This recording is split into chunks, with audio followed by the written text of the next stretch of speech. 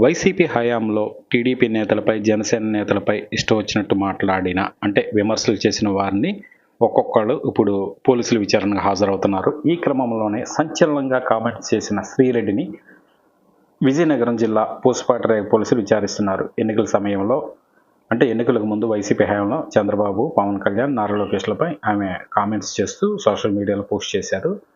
దీంతో ఇప్పుడు కూటమి నేతలు కంప్లైంట్ ఇవ్వడంతో ఆమెకి పోలీసులు విచారణకు రమ్మని నోటీసులు ఇచ్చారు. ఆమె విచారణకు హాజరయ్యారు.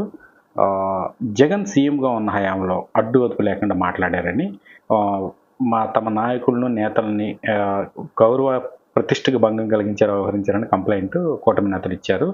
అయితే ఆమె ఏంటంటే, కూటమి ప్రభుత్వం అధికారంలోకి వచ్చిన వెంటనే తనను క్షమించాలి, ఇక రాజకీయాల గురించి మాట్లాడను, నారా లోకేష్ అన్నయ్య క్షమించు, పవన్ కళ్యాణ్ గారు క్షమించండి అంటూ బహిరంగంగా ఒక వీడియో రిలీజ్ చేసి ఆమె సోషల్ మీడియాలో పోస్ట్ చేశారు.